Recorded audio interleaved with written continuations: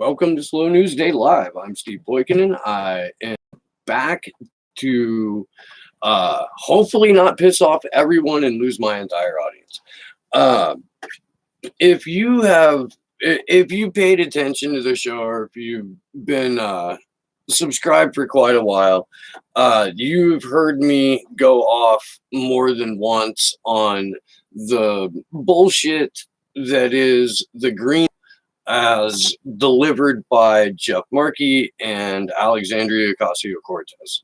The reason is because it came to the table corporate friendly, corporate sanitized, and ready to just be kind of co-opted by the exact same industry that have been arguing against and putting money into preventing research being done on what scientists are allowed to talk about regarding climate change, to say nothing of how geoengineering impacts climate. And again, if you've ever watched this, you heard me say that until there's climate data that incorporates geoengineering, we have incomplete data.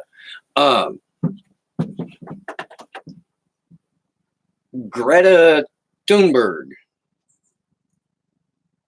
is, I think she's still in the U.S. She's the 16-year-old Swedish kid who did the one student strike and got everyone on the planet everyone on the planet to sympathize with her and want to join her cause and stop our impending climate collapse, which sounds perfectly reasonable and noble and something that we should all do, except when you start getting into how something like Greta Thunberg happened and the people and organizations and outlets that are behind pushing and promoting her rise to, I guess, celebrity as a climate activist. When you start looking into that, it becomes a little bit more disappointing and a little bit more nefarious, and it starts to sound a lot more like business as usual in an oligarchy, but you're changing the optics for the sake of brand marketing, or in this case, brand activism. I'm gonna start the show out by saying fuck green capitalism and fuck the concept of we have this disaster event that we're facing. It's an event that by all accounts we have contributed to. Man, we better go to the companies that fucked this up in the first place to try and get solved, hello, Karen Mitchell. It is good to see you.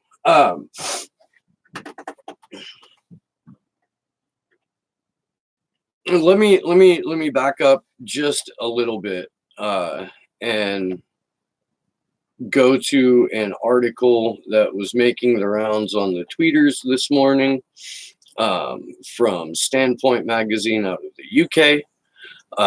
The article is titled Greta's Very Corporate Children's Crusade.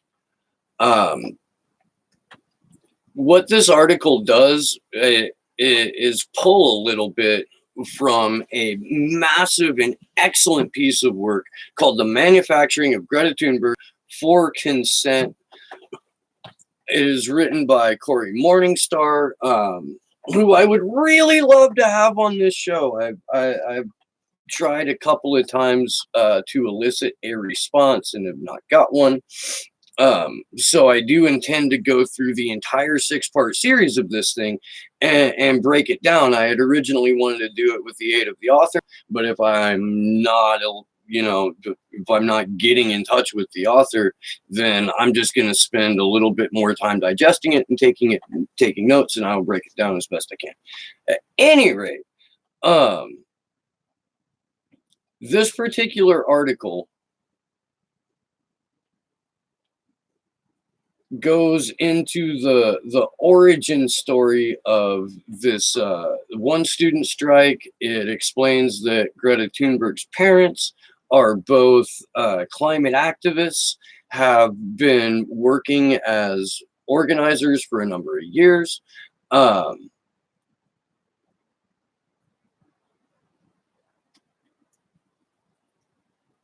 and here's this is the story that we're familiar with.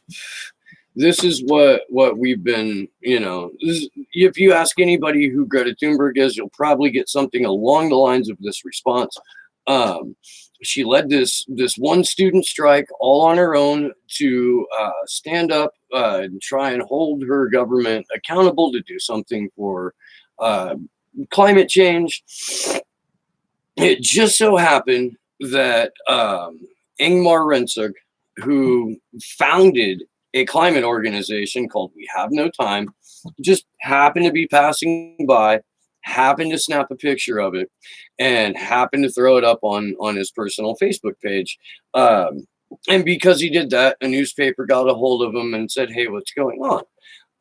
Of course, it had to come out a little bit later down the road that no, in fact, that was not the first time that he had ever met or seen Greta, and no, in fact, that was not an accidental happenstance. He knew about a week before that she was going to do this. And oh, by the way, this is the result of an essay contest, and they were trying to get people in Sweden who had participated in this thing to do a student school strike modeled after the ones that happened throughout junior highs and high schools in the wake of Parkland here. So the activism itself was, I don't know, borrowed, I guess would be the nicest possible way to do that.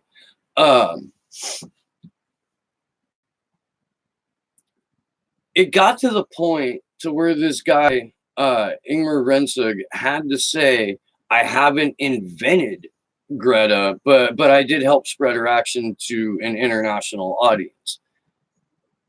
He just made sure that she did what his organization wanted more students to do so that he could be there to document it in order to use the face of a 15-year-old at the time kid as the face of a global climate movement.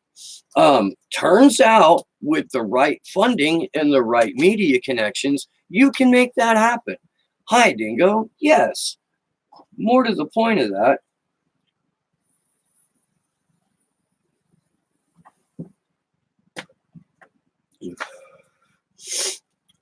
Rensog, the guy who set up this organization, We Don't Have Time. This is according to both Cory Morningstar's work and this article in Standpoint magazine. Trained by Al Gore's Climate Reality Project, Rensog set up We Don't Have Time in late 2017 to, quote, hold leaders and companies accountable for climate change by leveraging the power of social media. Rensig and his CEO, David Olson, have backgrounds in finance, not environmental activism. The Rensog owns an investment relations company. Olson has one of Sweden's biggest real estate funds. There's another Swedish oligarch or type, incredibly wealthy. He's the owner of Swedish largest investment corporation, who sits on the board of We Don't Have Time. YV. Hey, how's it going? Thanks for catching me live. I appreciate that. Welcome. I hope you dig it. I've definitely seen you on the Evie. Gotcha. Seen you on the Free Assange Vigils. Thank you for joining the stream. The connections to all of the organizations surrounding Greta Thunberg stem to some of the shadiest NGOs on the planet, including the World Wildlife Foundation. I don't know how familiar you guys are with the number of scandals that the WWF, not obviously the Wrestling Federation, but Wildlife One, has gone through over the years. But they are like below bottom of the barrel in terms of shady as fuck NGOs. Um,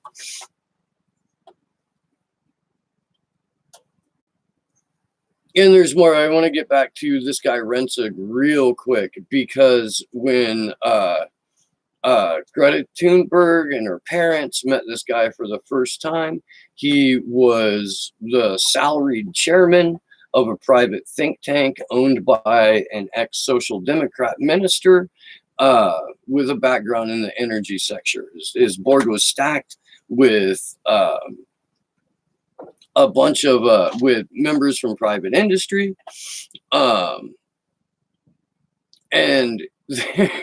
the vice chair was a member of Sweden's largest green energy investment group.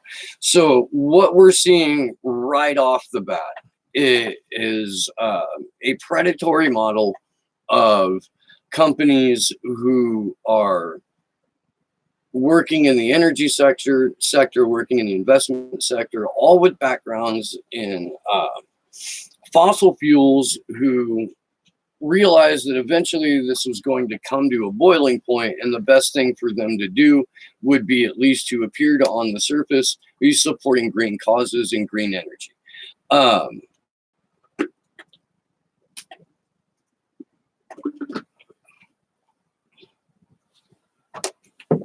This is going to spill over into American politics and the Green New Deal.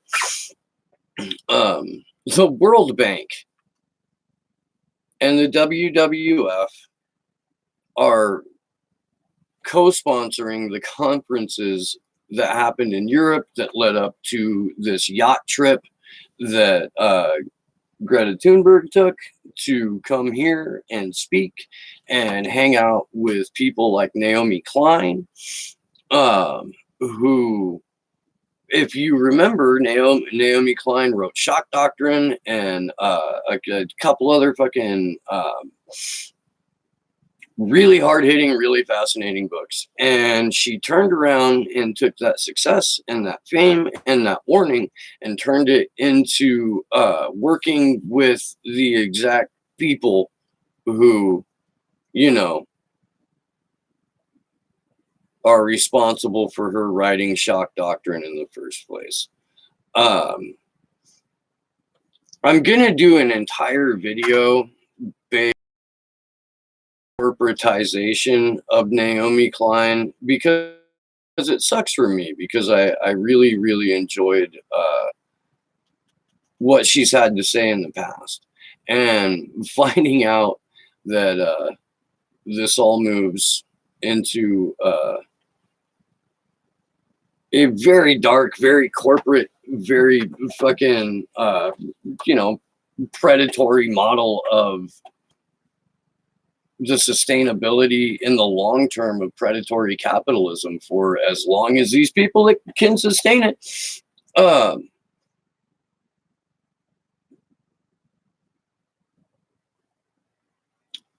The quote that I have, what I titled the video with, it is a quote from a guy named David Blood, who was Al Gore's partner in Generation Investment. What Generation Investment was a green capitalist kind of hedge fund. And they actually said, we're making the case for long-term greed. This is a selling point.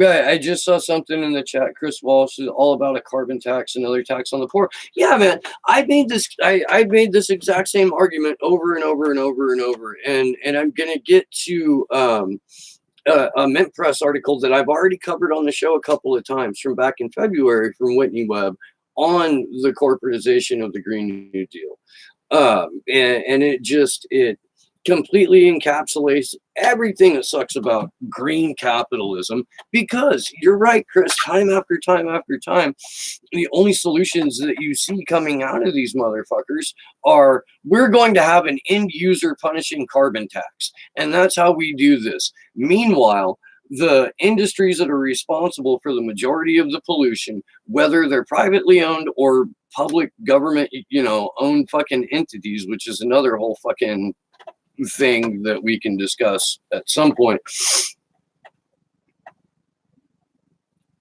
Nobody is talking about shutting down, regulating, or doing a goddamn thing about the industries that are responsible for the waste. The U.S. military, the largest polluter on the planet. And Elizabeth Warren wants to green it so that we can drop, I don't know, hydro fuel cell bombs, or have solar tanks that fucking trample across innocent black and brown people, because those are the only people that we trample with tanks, because we're America.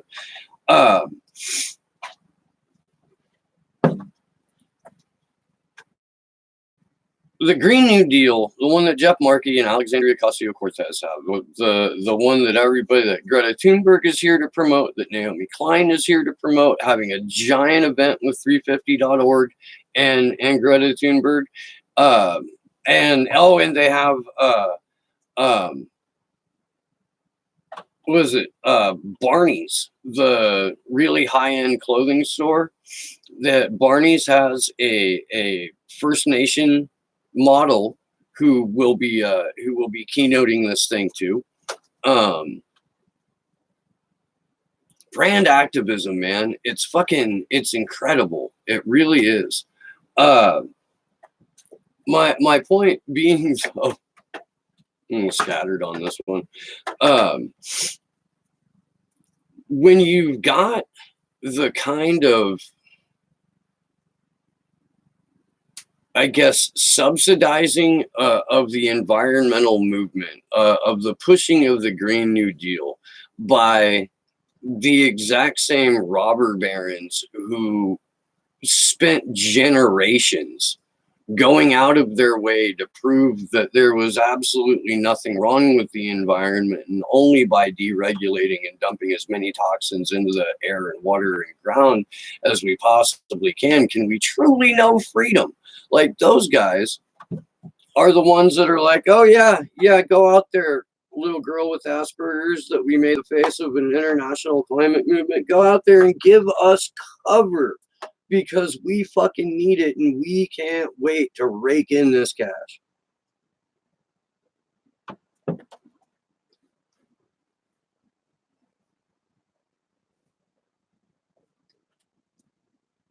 me go to that article here real quick, and I'm trying to keep up on the chat. I'm really not.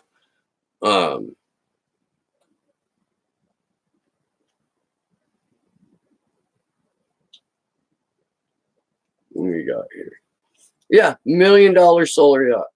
Yeah, absolutely. Special election in North Carolina, not voting Dem. Yeah, so are there any, if there's any, like, is there a viable Green Party? Not viable. Who's the Green Party candidate out there in North Carolina? I guess that's a better question.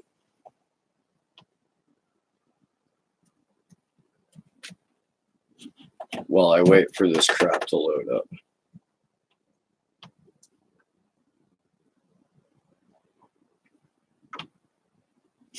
This computer is running punishingly slow today.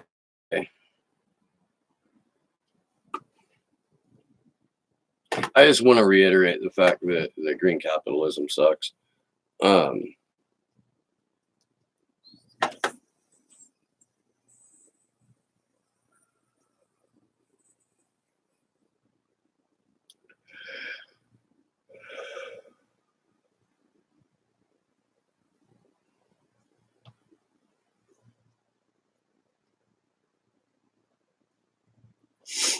I did not know that. Van Jones is connected to the Center for American Progress.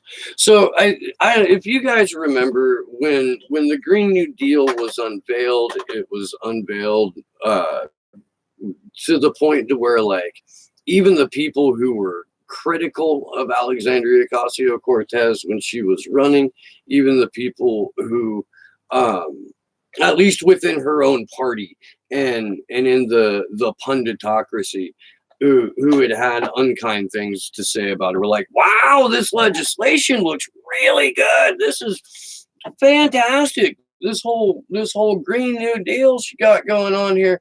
There was never mentioned during any reporting about the Green New Deal that 350.org, World Bank, and Greenpeace were all running around the Billionaire Week in Davos trying to generate interest in what they were calling a new deal with nature, which is something that became part of the Green New Deal that was introduced by Markey and Cortez. Or Ocasio-Cortez, if I can't just say Cortez. I'm not sure how that works.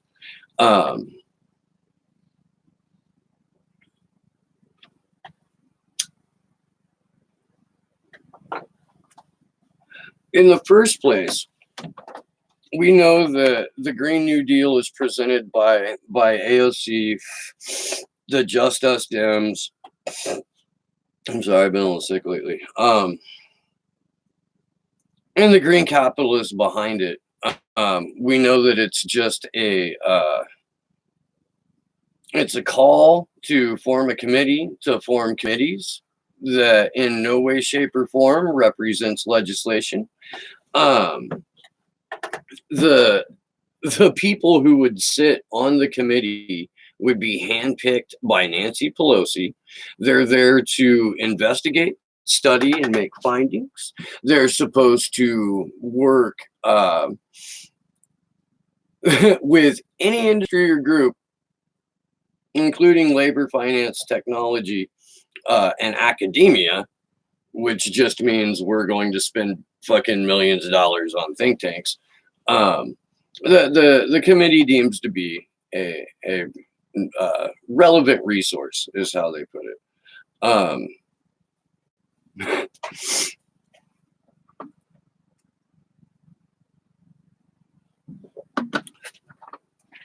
A resolution to form a committee and it's going to be handpicked by Nancy Pelosi, who has always talked about how swell the Paris Accord was and what a shame it was that Donald Trump withdrew from it, knows that the Paris Accords themselves were fucking co-written by big oil lobbyists. The organizations that helped write this particular Green New Deal are absolutely nothing other than fucking side projects. I'm sorry, I'm fucking the groups like 350.org, the groups like World Bank, the groups like World Wildlife Foundation, the groups that are out of Sweden and the European Union that have thrown their weight and their money behind this, all have ties to big oil, all have ties to big tech companies. Essentially, what they're looking for, and this is what the article that I've been citing from surmises, is that they're looking for sort of a green technocracy out of this entire new wave of environmentalism. The fact that they're using a kid and a kid with Asperger's at that to do it speaks volumes to just how fucking sick and cruel these guys are. I have school age kids. They're impressionable. If somebody that they trust is telling them that the planet is going to get destroyed and it's up to them to save it, they're probably going to try and get out there and save it. Um, I don't think that you do that by transitioning from, you know, Zionist globalist capitalism or nationalist white supremacist capitalism to green capitalism. You know for a fucking fact that the same globalists that people have been bitching about for the last 15, 20, 30 years are going to be the people that are involved and running this new green capitalist economy. If we don't find a way to decouple from exploitive capitalism, there's no sustainability except for the long-term greed that Al Gore and his buddy were trying to get out of it. Really? Did this just go down? Okay, weird. Let me go to the chat here for a minute. Totalitarian technocracy. That's absolutely correct. I agree. That's what we're going for. It's not just totalitarian technocracy. It's that coupled with that good old the intersectional fascism that I've been talking about. Well, it's what neoliberalism is fundamentally based on. It's diversity for the sake of optics, never diversity for the sake of opinion. You know, diversity of opinion is something that will get you drummed the fuck out, or at least wind up on a media blacklist.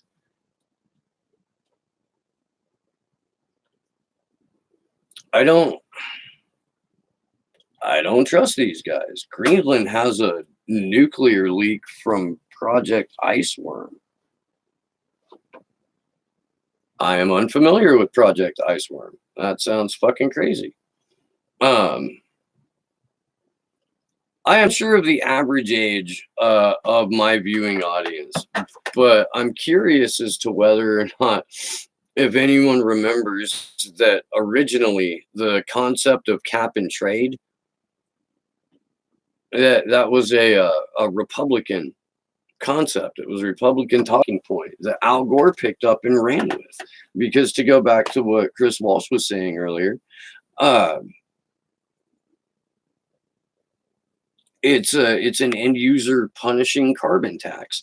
The whole concept of decarbonization is ridiculous because it's a carbon based planet and we have this mechanism that filters carbon for us. It just does it because that's how it's organically built, and they're called trees.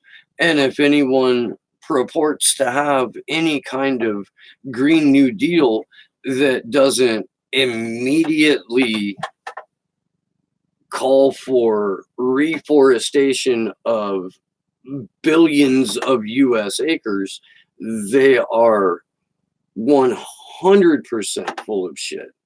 I don't know how many acres we've lost in the Amazon. I know that was 20% of the Earth's forest, and I know that hundreds of thousands of acres were burning because that was the last update I saw. In California alone, because of the wildfires over the last several years, we've lost entire towns, but we've lost hundreds of thousands of acres. And while most of that has been like quote unquote protected land, it's not going to regenerate any faster. Like once it's burned, it takes a while to come back. Scorched earth takes about 7 years before you really get full regeneration. Carbon tax will become human tax, credit like China's social system. I mean, that's certainly possible. We already have a social credit system here. We already do. But fucking social media has almost a self-imposed social credit system without you having to go um and I guess, be responsible for your lack of credits other than deplatforming or shunning or some shit like that. But there are immediate social repercussions for saying the wrong thing in the digital public square. Um,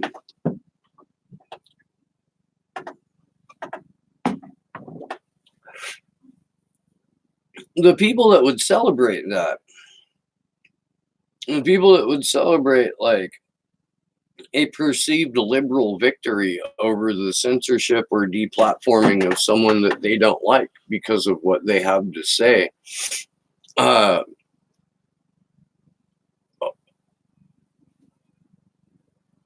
are going to be victims of a social credit system. It's fucking god damn it, that was my lighter. I have another one. Do you remember the Bill Hicks bit where he would ask somebody how much they smoke and then laugh? Pack a day. I go through 2 lighters a day. I don't go through 2 lighters a day, but I do have multiple lighters around whenever I can.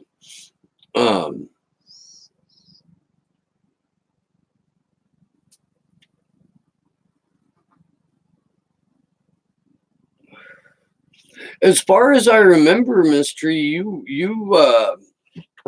got yourself booted from social media and just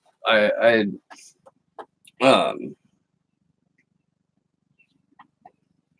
social media gauges how much more the government might squeeze from the poor and middle income. Yeah, it really does. This kind of goes back to, since we're kicking off 9/11 week here. It's Monday. 9/11 is on Wednesday. This kind of goes back to the Bush administration's response and solution for how we, the American people, deal with 9/11, and that was go shopping, go buy stuff, and contribute to your national economy, and that's how we make sure the terrorists don't win. Is for you to get out there and buy shit. Sure, it's a bubble economy, and sure, we know that there are faulty, rigged, illegal mortgages that people are getting right now. But that's a few years down the road before them chickens gonna come home to roost. So don't even worry about it. Get out there and buy shit.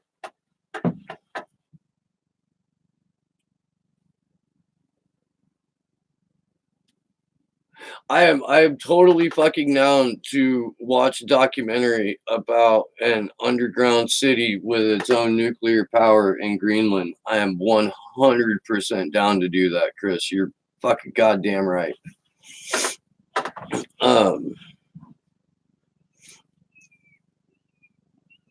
I should do a video about the social credit system thing. I should. I need to go pick up my first grader though. So I'm gonna do that.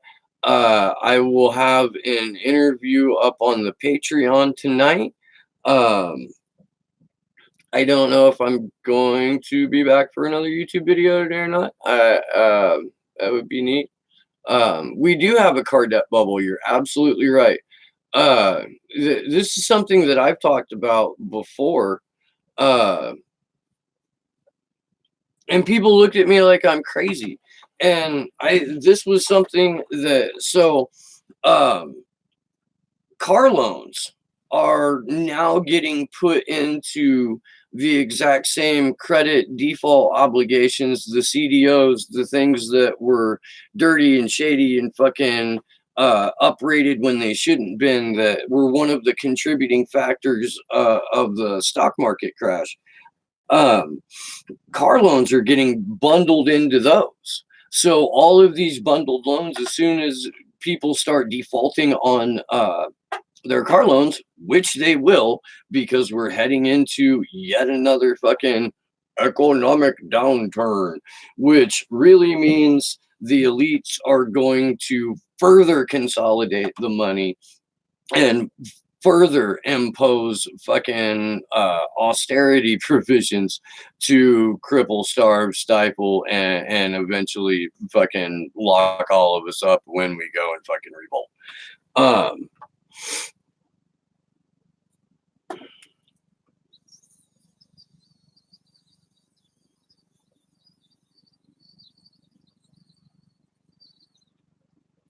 Fred Edward, I like Bubbles. Mr. Bubbles was a regular bath time guest, and Bubbles got a bad reputation. Well,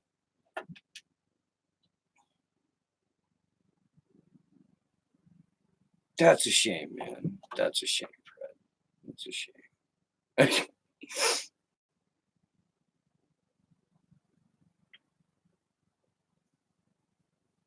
Unfortunately, some people will lose their home when they lose. Yeah, it's so. I did a video a while back about like random neighborhood vigilantes in an upscale neighborhood in Oakland who were sick of people street camping on their block and fucking kicked in the door of an RV while this woman was in there, pointed guns at her with masks on, started pouring gasoline in the RV, and told her, you know, you can leave or you can burn, and fucking started torching the thing. They burned 2 RVs on a block in a night. Like, as the situation becomes more untenable, and I talked about this a little bit when I covered California's ridiculous fucking homelessness crisis. Like, as these modern day Hoovervilles become more and more prevalent, and as we fucking continue to squeeze every penny out of every peasant, um, the violence that the landed gentry, as it were, is going to commit on poor people will increase. When we went over the crime stats in LA and San Francisco, crimes against homeless people have risen substantially. The amount of murders, the amount of assaults, the amount of rapes, is all of it is just skyrocketed in the world's fifth largest economy, the state of California. Um,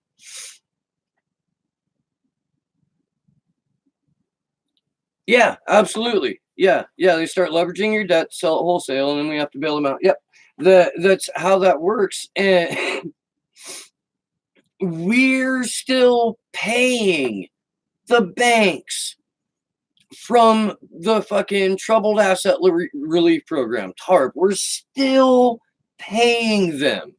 Um, a number of news outlets told people over the last 4 or 5 years, by the way, that $700 billion bank loan or bank bailout that you guys were so pissed about, turns out it was in fact almost $17 trillion that we're paying back to these motherfuckers. So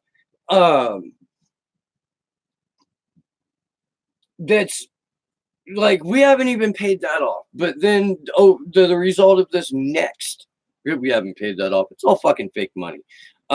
With free floating fiat currency, it's not tied to anything. There's no such thing as the petrodollar. Fucking, it's all fucking made up. Like, it really is. The amount of not there is amazing.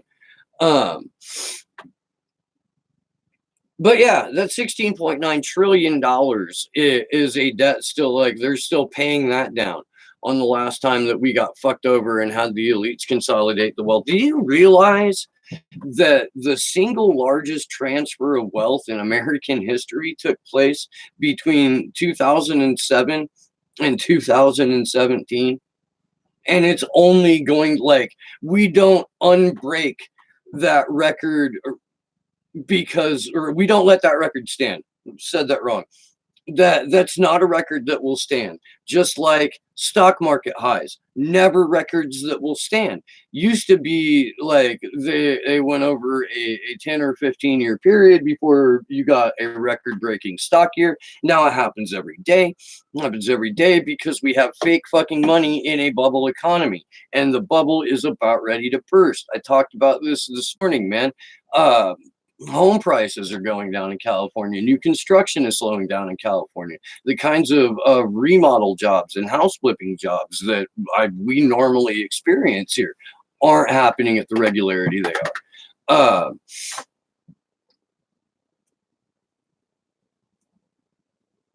Literal spikes outside political buildings in Ireland, so homeless can't even like. Yeah. No, those are a thing here too. Um, Jesus, man, here in Boulder Creek, we have been slowly getting gentrified over the last decade. It's really kicked into high gear in the last 5 years.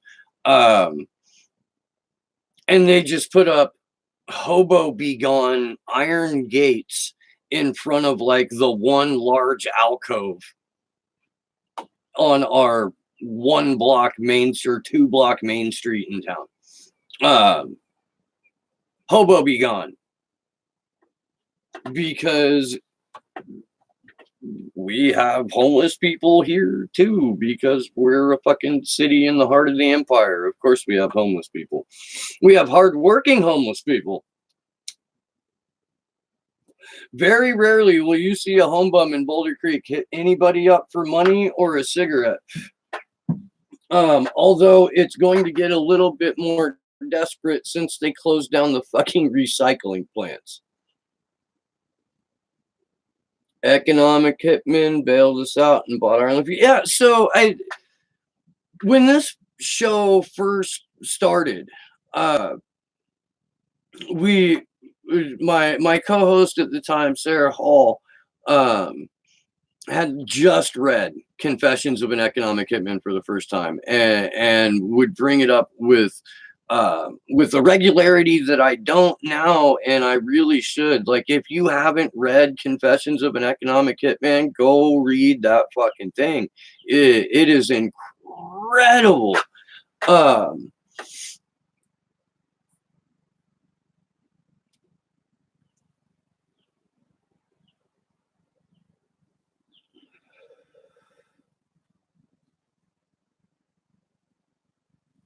oh man, I've slept under an overpass before, Karen. Uh, the plan was hitchhike to Burning Man from Boulder, Colorado in 1999. And we made it for like 2 days and it sucked, and fucking like 300 people that we knew from Dead Tour and shit got arrested, and we never went back. But what happened was we got separated from our tribe. We took a Greyhound bus from Boulder, Colorado to Breckenridge, and that's as far as we got on the Greyhound. We stayed a couple of nights in this like squatter refugee camp in the woods behind the Breckenridge Brewery. I met a dude who claimed to be one of the world's greatest guitar harmonica players. He had the bandolier of harmonicas, and I will say that he was a fucking goddamn tremendous harmonica player. At the time, that was when Blues Traveler and John Popper were a thing. Yeah, at any rate, that was kind of crazy. And then we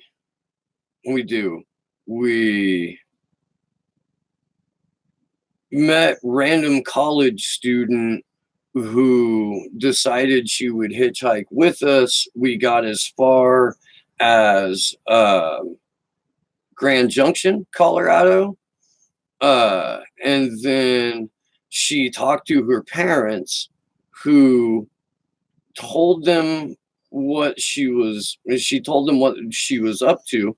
They came out, gave us all a ride to Park City, Utah, and then kicked us the fuck out. Um, we went from Park City, Utah down to Salt Lake City, and for 3 nights, me and this Canadian gutter punk called Catfish and his girlfriend, who was called Gadget, tried to hitchhike out of Salt Lake City about on like the last possible Salt Lake City exit as you're going west on I-80. And nobody fucking picked us up. Like me and Catfish would take turns walking back into Salt Lake and like kind of flying a sign or offering to work for somebody or sweeping a parking lot or some shit like that. We never got enough money for a hotel, so crawled up under the overpass for 3 nights and went, slept as best we could and tried hitchhiking again until fourth day we finally got a ride from a dude who didn't speak English, who was going to Windover. And I am not going to complete that story because I actually do have to go pick up my kid. So yeah, that's gonna do it for now. If you dig the content, click the like button, hit subscribe, ring the bell, and get notified when I go live. I've got some cool episodes coming up over the next week, um, or some cool interviews. I'm going to put more content up on the Patreon tonight, and if you are not a member of the Patreon, there's no tiered donation, there's no level, none of that stuff. If you already support independent media, consider supporting this show too. What it will get you is me getting an internet speed upgrade so that I can have guests on more frequently, so that I can show you video clips and images, so that we're not always looking at my backyard, as delightful and serene as it is. Sometimes I would like to be able to turn to the clip. As soon as I can sustain that, the next round of Patreon donations will go to Slow News Day shit for you guys for being patrons. So yeah, if you support independent media, please consider supporting the show. To the people that already have, thank you so much. I'm there, like there, with the internet speed upgrade, like gosh, duh. Um, so yeah, yeah, please do that if you can. Until next time, this has been Slow News Day. I'm Steve Poikinen, and good luck to us all. And the helicopter flies overhead. That's not for me, I promise.